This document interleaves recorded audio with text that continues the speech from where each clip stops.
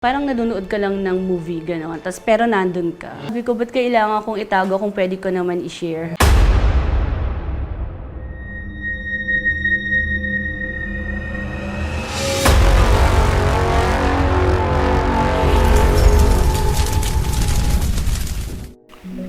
Hello po mga ka-PTV, sa video na ito ay tatalakayin natin ang tatlong premonisyon sa Pilipinas at ang isa dito ay magpapaluha sa bawat Pilipino.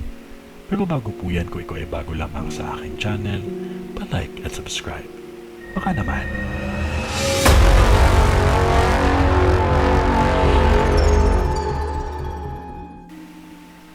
Naglabas ng mga prediksyon ang sikat na psychic sa Pilipinas na si Mamo.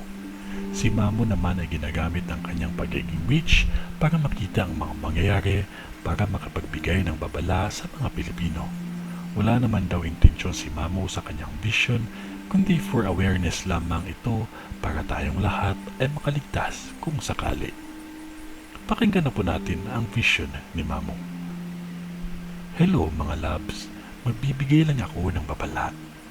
Posible ang malakas na bagyo sa Mindanao at gawing Palawan bago matapos ang taon. Nakikita ko din ang pagbagsak ng isang helicopter. At bago matapos ang taon, isang kilalang tao ang pwedeng mamatay. Babae po ito. Alam naman po natin na ang Nobyembre na at malapit na matapos ang taon.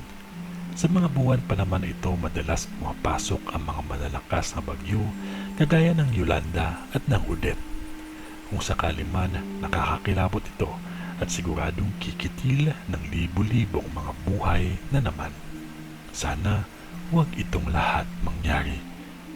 At sino kaya itong sikat na babaeng mamamatay bago matapos ang taon? Paki-comment down below na lang po para po ating matalakay. Gaya nga ng sabi ni Mamo, ipagdasal natin ang ating bansa at ang libu-libong mga Pilipino. Amen. Magtiwala lamang tayo sa plano ng Diyos kasi mahal niya po tayo. Maraming salamat po sa inyong panonood mga ka-PTV. God bless po sa ating lahat and stay safe po.